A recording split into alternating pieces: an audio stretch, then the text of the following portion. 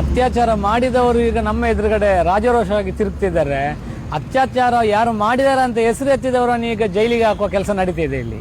ಅದು ನಮಗೆ ಬಹಳ ಬೇಸರ ಇರುವ, ನಾವು ಭಾರತ ದೇಶದಲ್ಲಿ ಇದೀವೋ ಇಲ್ಲ ಅನ್ನುವಂಥ ನಮಗೆ ಈಗ ಮನಸ್ಸಲ್ಲಿ ಒಂದು ದೊಡ್ಡ ಒಂದು ಆಘಾತ ಆಗ್ಬಿಟ್ಟಿದೆ. ಆದರೆ ಇಲ್ಲಿ ನಮಸ್ಕಾರ. ಕರ್ನಾಟಕ ಕಣಕಣದಲ್ಲೂ ಕನ್ನಡ. ಸತ್ಯವಾಗಿ ನಡೀತೀವಿ, ಸತ್ಯವಾಗಿ ಇರಲಿಕ್ಕೆ ಪ್ರಯತ್ನ ಬೀಳ್ತೀವಿ, ಸತ್ಯನ ಉಳಿಸೋಕ್ಕೋಸ್ಕರ ಹೋರಾಟವನ್ನು ಮಾಡ್ತೀವಿ.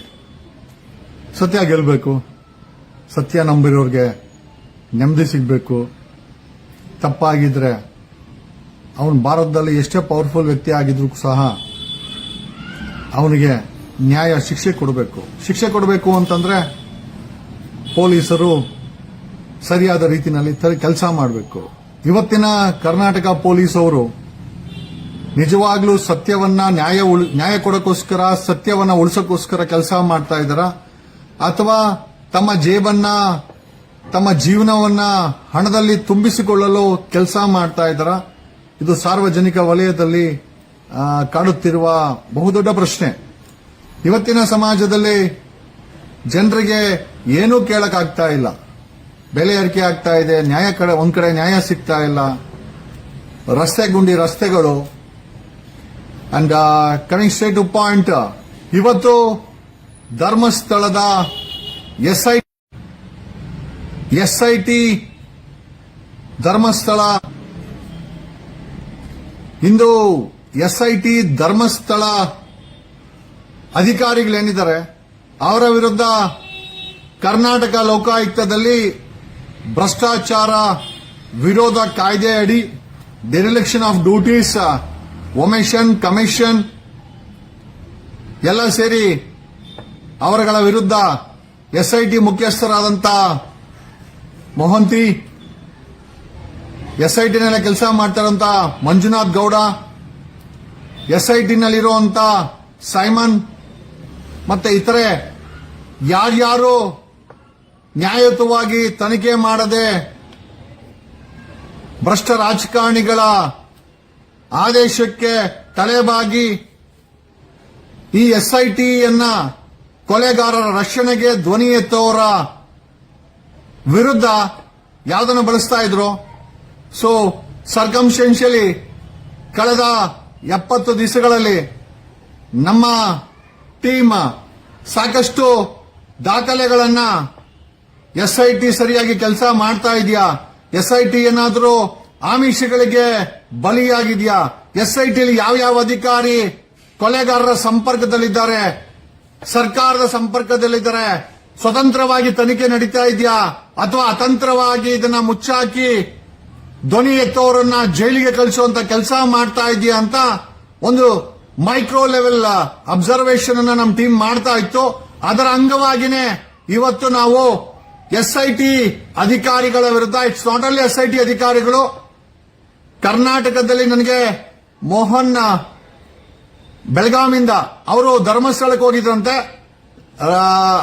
ಐ ಥಿಂಕ್ ಮಟ್ಟಣ್ಣನವರ, ಗಿರೀಶ್ ಮಟ್ಟಣ್ಣನವರ ಜೊತೆಲಿ ನಿಂತ್ಕೊಂಡಿದ್ದಾರೆ. ಜೊತೆಲಿ ನಿಂತ್ಕೊಂಡಿದ್ದಕ್ಕೆ ಒಂದು ಎಫ್ಐಆರ್ ಆಗಿದೆ. ಶಿವಮೊಗ್ಗದಲ್ಲಿ ಹೊಸನಗರ ಸೀಮಾ ಅಂತ 3 ಎಫ್ಐಆರ್, ಒಂದು ರೌಡಿ ಶೀಟರ್ ನೋಟಿಸ್ ಹಾಕಿ ಯಾರ್ಯಾರು ಈ ಕರ್ನಾಟಕದಲ್ಲಿ ಈ ಧರ್ಮಸ್ಥಳದ ವಿಚಾರದಲ್ಲಿ ಧ್ವನಿ ಮಾಡಿದರೋ ಅವರ ವಿರುದ್ಧ ಒಂದು ದೊಡ್ಡ ಮಟ್ಟದ ಸರ್ಕಾರ, ಪೊಲೀಸ್ ಇಲಾಖೆ, ಎಸ್ಐಟಿ ಷಡ್ಯಂತ್ರಗಳನ್ನ ಮಾಡಿಕೊಂಡು ಕರ್ನಾಟಕದ ನಾನಾ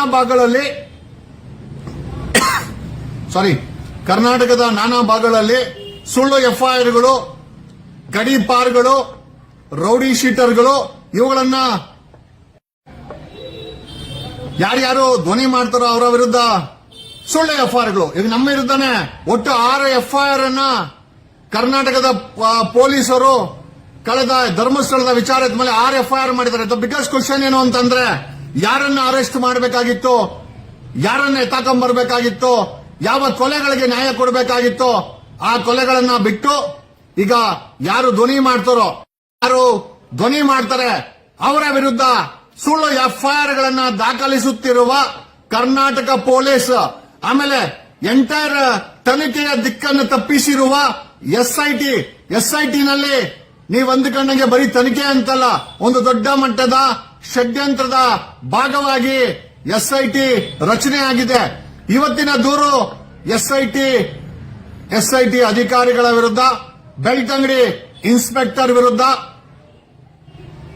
ಬೆಂಗಳೂರಿನ ಡಿಸಿಪಿ ನಾರ್ತ್ ಈಸ್ಟ್ ಸಜೀತ್ ವಿರುದ್ಧ, ಕೊಡಗೇಲಿ ಇನ್ಸ್ಪೆಕ್ಟರ್ ಮುತ್ತುರಾಜ್ ವಿರುದ್ಧ, ಇನ್ನು ಅಫ್ಕೋರ್ಸ್ ಈ ಎಂಟೈರ್ ಎಸ್ಐಟಿಯನ್ನ ನಮಗಿರೋ ಮಾಹಿತಿ ಪ್ರಕಾರ ಡಿಕೆ ಶಿವಕುಮಾರ್ ಡೆಪ್ಯೂಟಿ ಸಿಎಂ ತನ್ನ ಕಿರು ಬೆರಳಿನಲ್ಲಿ ಆಟ ಆಡಿಸ್ತಾ ಇದ್ದಾರೆ. ಈ ಕಿರು ಬೆರಳಿನಲ್ಲಿ ಡಿಕೆ ಶಿವಕುಮಾರ್ ಹೇಳಿದ್ದೆ ಎಸ್ಐಟಿ ಅವರು ಮಾಡ್ತಾ ಇದ್ದಾರೆ. ಯಾವುದೇ ಕಾರಣಕ್ಕೂ ನ್ಯಾಯ ಕೊಡುವಂತ ಕೆಲಸ ಎಸ್ಐಟಿ ಮಾಡ್ತಾ ಇಲ್ಲ.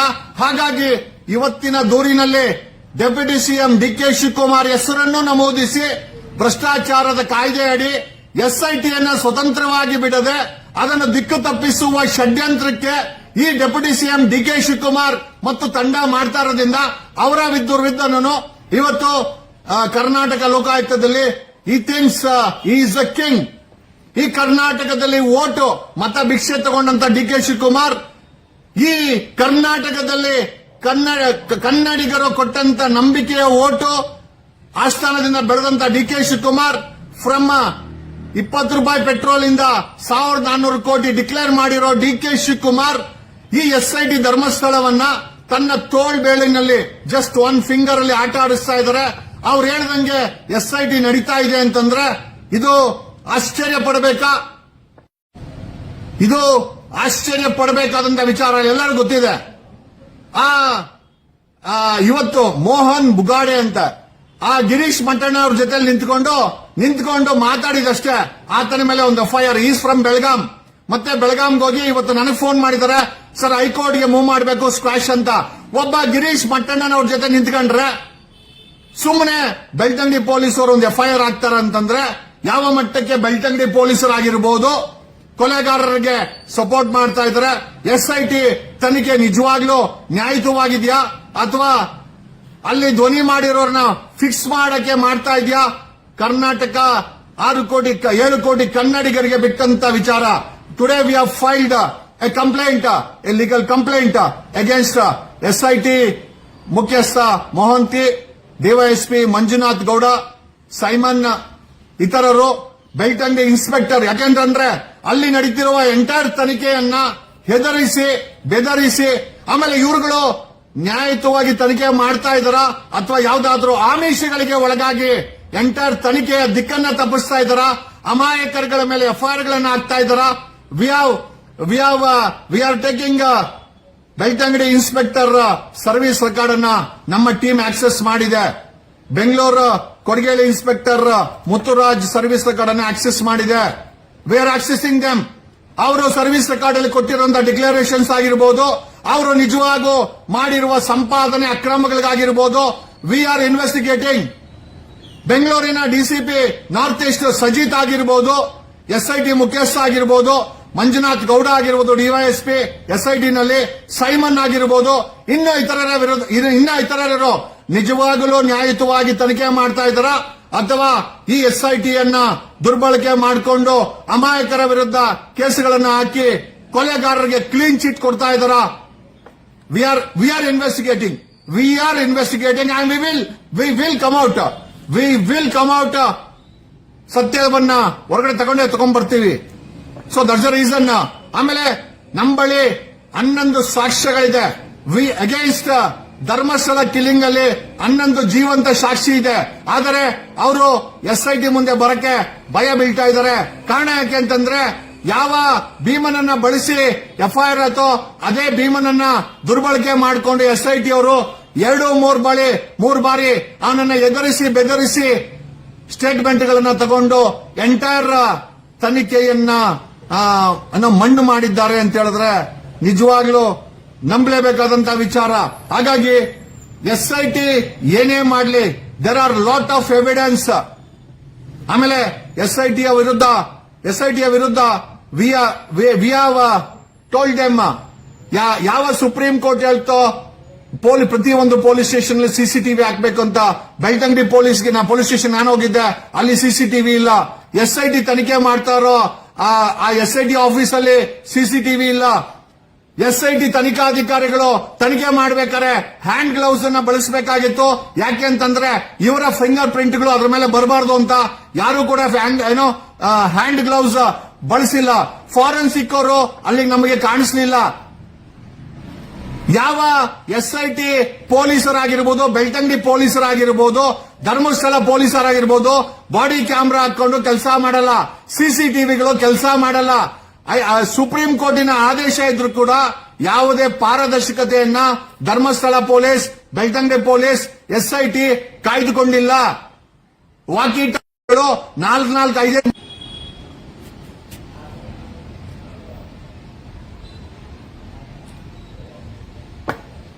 So we have filed a complaint. ಜೊತೆನಲ್ಲಿ ಸಾಕಷ್ಟು ಡೀಟೇಲ್ಡ್ ಮಾಹಿತಿ ಇದೆ. ನಾವು ಕರ್ನಾಟಕ ಲೋಕಾಯುಕ್ತಕ್ಕೆ ಕೆಲವೇ ಮಾಹಿತಿಗಳನ್ನ ಕೊಟ್ಟಿದ್ದೀರಿ. ನಮ್ಗೆ ಕರ್ನಾಟಕ ಲೋಕಾಯುಕ್ತ, ಯಾಕೆಂದ್ರೆ ಕರ್ನಾಟಕ ಲೋಕಾಯುಕ್ತಲ್ಲೂ ಕೂಡ ಒಬ್ಬ ಭ್ರಷ್ಟ ಜೋಶಿ ಅಂತ SP ಇದ್ದ. ಅವನೆಲ್ಲ ಕೊಟ್ಟಂತ ಕಂಪ್ಲೇಂಟ್ಗಳಿಗೆಲ್ಲ ಮಣ್ಣಾಗ್ತಾ ಇದ್ದ. ಹಂಗಾಗಿ ಕರ್ನಾಟಕ ಲೋಕಾಯುಕ್ತ ನಿಜವಾಗಲೂ ನಮಗೆ ಸ್ಪಂದಿಸಿದ್ರೆ we have enough documents to prove that everything is not right with SIT ಮತ್ತೆ ಅದ ಅಧಿಕಾರಿಗಳು ಎಲ್ಲ ಸರಿ ಇಲ್ಲ ಅನ್ನೋದಕ್ಕೆ ಸಾಕಷ್ಟು ಪುರಾವೆಗಳಿದೆ, ಎವಿಡೆನ್ಸ್ ಇದೆ, ದಾಖಲೆ ಇದೆ. It's only that Karnataka Lokayukta ನ್ಯಾಯಯುತ ತನಿಖೆಗೆ ಸ್ಪಂದಿಸಿದ್ರೆ ನಾವೆಲ್ಲದನ್ನು ಕೊಡಕ್ಕೆ ರೆಡಿ ಇದ್ದೀವಿ. ಈ ಎಂಟೈರ್ SIT ಯನ್ನ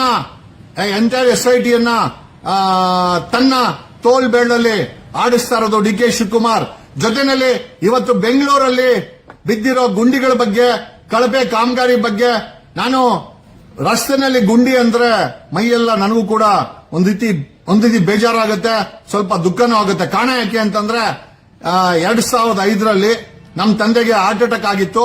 ಕೊಡಗೇಳಿಯಿಂದ MS ರಾಮಯ್ಯ ಆಸ್ಪತ್ರೆಗೆ ಕರ್ಕೊಂಡು ಹೋಗ್ಬೇಕಾದ್ರೆ ಜಸ್ಟ್ ಬಿಕಾಸ್ ಅವ್ರಿಗೆ ಹಾರ್ಟ್ ಅಟ್ಯಾಕ್ ಆಗಿದ್ದಾಗ ರಸ್ತೆನಲ್ಲಿ ಗುಂಡಿಗಳು ಜಾಸ್ತಿ ಇತ್ತು. ಅವರನ್ನ ಹಾಸ್ಪಿಟಲ್ಗೆ ರೀಚ್ ಮಾಡಕ್ಕೆ ಸ್ವಲ್ಪ ಜೋರಾಗಿ ಹೋಗುವಂತಂದೆ ಮಾರುತಿ ವ್ಯಾನ್ ಆಂಬ್ಯುಲೆನ್ಸ್ ಒಂದು ದೊಡ್ಡ ಹಳ್ಳದಲ್ಲಿ ಎತ್ತಿ ಬಿಸಾಕದ. ನಮ್ಮ ತಂದೆ ಅಲ್ಲೇ ಸತ್ತೋದ್ರು. 2005ರಲ್ಲಿ I have lost my father for this ಗುಂಡಿ ಹಳ್ಳಕ್ಕೆ. ನನಗೆ ಗೊತ್ತಿಲ್ಲ ಬೆಂಗಳೂರಲ್ಲಿ ಬಿದ್ದಿರೋ ಹಳ್ಳಗಳಲ್ಲಿ ಎಷ್ಟು ಜನ ಪ್ರಾಣ ಬಿಟ್ಟಿದ್ದಾರೆ, ಎಷ್ಟು ಜನಕ್ಕೆ ಹಾರ್ಟ್ ಅಟ್ಯಾಕ್ ಆಗಿ ಅಲ್ಲೇ ಸತ್ತೋಗಿದ್ದಾರೆ, ಎಷ್ಟು ಜನಕ್ಕೆ ಧ್ವನಿ ಮಾಡಕ್ಕಾಗಲ್ಲ, ಎಷ್ಟು ಜನ ಪ್ರೆಗ್ನೆಂಟ್ ವುಮನ್ಗೆ ಅಲ್ಲೇ ಡೆಲಿವರಿ ಮಾಡಿದ್ದಾರೆ ನಮಗೆ ಗೊತ್ತಿಲ್ಲ. ಬಟ್ ಈ ರಸ್ತೆ ಗುಂಡಿಗೆ ಸೋಕಾಲ್ಡ್ ಬೆಂಗಳೂರಲ್ಲಿರುವ ಭ್ರಷ್ಟಾಚಾರದಿಂದ ಯಾವ ಕರ್ನಾಟಕ ಕಾಂಟ್ರಾಕ್ಟರ್ ಅಸೋಸಿಯೇಷನ್ ಅವರು ನಾವು ಬಿಜೆಪಿಗಿಂತ ಹೆಚ್ಚಿನ ಐ ಥಿಂಕ್ ಕಿಕ್ ಬ್ಯಾಕ್ ಲಂಚವನ್ನ ಇವತ್ತಿನ ಸರ್ಕಾರದಲ್ಲಿ ಕೊಡ್ತಾ ಇದೀವಿ ಅಂತ ಹೇಳಿದ್ರು. ಬೆಂಗಳೂರಿನ ಇನ್ಚಾರ್ಜ್ DK ಶಿವಕುಮಾರ್ನ ಪಾರ್ಟಿ ಮಾಡಿ, ಗ್ರೇಟರ್ ಬೆಂಗಳೂರು ಕಮಿಷನರ್ಗಳನ್ನ ಪಾರ್ಟಿ ಮಾಡಿ, ಇಂಜಿನಿಯರ್ಗಳನ್ನ ಪಾರ್ಟಿ ಮಾಡಿ V have filed a complaint against DK Shivakumar, greater Bengaluru commissioners ಮತ್ತೆ ಇಂಜಿನಿಯರ್ಸ್ ವಿರುದ್ಧ ಭ್ರಷ್ಟಾಚಾರ ಕಾಯ್ದೆ ಅಡಿ ಮತ್ತೆ ಕಳಪೆ ಕಾಮಗಾರಿಗಳು ಮಾಡಿ ಲಂಚ ಹೊಡೆದಿರೋ ಆರೋಪದ ಮೇಲೆ V have filed a complaint. ಯಾಕೆ ಅಂತಂದ್ರೆ ನಮಗೆ ಗೊತ್ತಿದೆ, ಒಂದು ಗುಂಡಿಯಿಂದ ನಮ್ಮ ತಂದೆಯನ್ನ ಹಾರ್ಟ್ ಅಟ್ಯಾಕ್ ಆಗಿದ್ದಾಗ ನಾನು ಕಳ್ಕೊಂಡಿದ್ದೀನಿ 2005ರಲ್ಲಿ. ಮತ್ತಾರು ಕೂಡ ಆ ಗುಂಡಿಗಳಿಂದ ನಿಮ್ಮವರನ್ನ, ನಿಮ್ಮ ಪ್ರೀತಿ ಮಾಡೋರ್ನ ಕಳ್ಕೊಂಬಾರ್ದು ಅಂತ ಒಂದೇ ಒಂದು ವಿಚಾರಕ್ಕೋಸ್ಕರ. And one more thing before closing this live, Girish ಮಟ್ಟಣ್ಣನವರೇ ಯಾರನ್ನಾದ್ರೂ ಕರ್ಕೊಂಬಂದು ಹೋರಾಟಕ್ಕೆ ಸೇರಿಸಿದ್ರೆ, ಯಾರಾದ್ರೂ ಅವ್ರ ಮೇಲೆ FIR ಆದ್ರೆ ಕನಿಷ್ಠ ಕನಿಕರಕ್ಕಾದ್ರೂ ಅವರ ಮೊಬೈಲ್ಗಳನ್ನ ರಿಸೀವ್ ಮಾಡಿ. ಪಾಪ ಆ ಮೋಹನ್ ಬುಗಾಟೆ ಅಂತ ಯಾರೋ ಬೆಳಗಾಮಿಂದ ನಿಮ್ಮ ಜೊತೆ ನಿಂತ್ಕೊಂಡು ಅವನ ಮೇಲೆ FIR ಆಗಿದೆ.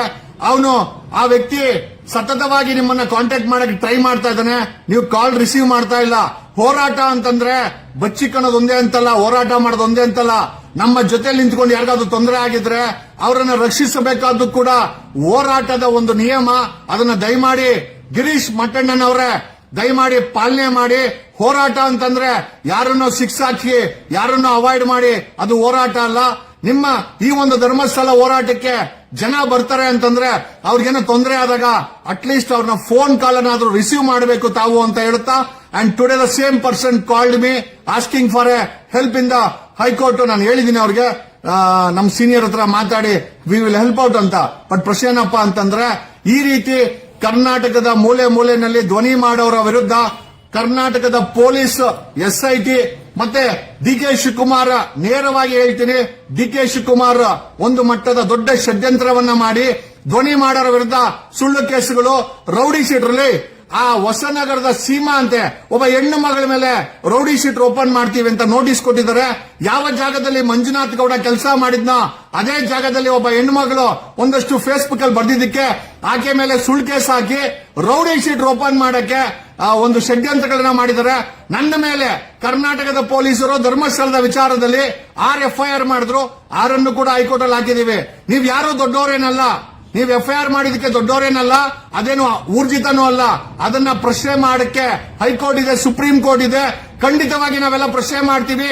ನೀವು ಮಾಡೋ ಪ್ರತಿಯೊಂದು ಅನಾಹುತನೂ ಅನ್ಯಾಯವನ್ನು ಪ್ರಶ್ನೆ ಮಾಡ್ತೀವಿ, ದಿಟ್ಟತನದಿಂದ ಎದುರಿಸ್ತೀವಿ. ನಾವ್ ಯಾರು ಓಡೋಗರಲ್ಲ. ಒಂದು ವಿಚಾರ ಅರ್ಥ ಮಾಡ್ಕೊಳ್ಳಿ, ಭ್ರಷ್ಟಾಚಾರಕ್ಕೆ SITನೂ ದೊಡ್ಡವರಲ್ಲ, DK ಶಿವಕುಮಾರ್ ದೊಡ್ಡವರಲ್ಲ. ನ್ಯಾಯ ಸಿಗಬೇಕು, ಸಿಕ್ಕೇ ಸಿಗುತ್ತೆ. ಅದನ್ನ ಸಿಗೋವರೆಗೂ ಕರ್ನಾಟಕದ 7 ಕೋಟಿ ಜನ ಯಾರು ಬಿಡಲ್ಲ. They will definitely fight for justice ಅಂತ ಹೇಳುತ್ತಾ, ಅನ್ಯಾಯ ಮಾಡೋ ರಾಜಕಾರಣಿಗಳು, ಭ್ರಷ್ಟಾಚಾರ ಮಾಡೋ ಪೊಲೀಸ್ ಇಲಾಖೆಯಲ್ಲಿರುವ ಭ್ರಷ್ಟ ಅಧಿಕಾರಿಗಳು ನಿಮ್ಮೆಲ್ಲರಿಗೂ ಬುದ್ಧಿ ಕಲಿಸುವಂತ ಒಂದು ಸಮಯ ಬರುತ್ತೆ. ಮೇಲೊಬ್ಬ ಭಗವಂತ ನೋಡ್ತಾ ಇದ್ದಾನೆ. ಖಂಡಿತವಾಗಿ ನಮಗೆ ನಮ್ಮ ದೇಶದ ಸಂವಿಧಾನದ ಮೇಲೆ ನಂಬಿಕೆ ಇದೆ. ಖಂಡಿತವಾಗಿ ಅದು ಸಾರ್ವಜನಿಕ ಹಿತಾಸಕ್ತಿಯನ್ನ ಎತ್ತಿಡುತ್ತೆ, ಭ್ರಷ್ಟರನ್ನ ಮಟ್ಟ ಹಾಕುತ್ತೆ, ನಿಮ್ಮ ದುರಾಂಕರವನ್ನ ಇಳಿಸುತ್ತೆ ಅಂತ ಹೇಳುತ್ತಾ, I am warning the corrupt police and officials and the politicians of Karnataka. The day is not far you will face the heat of the law. Thanks a lot. ಕಣ ಕಣದಲ್ಲೂ ಕನ್ನಡ.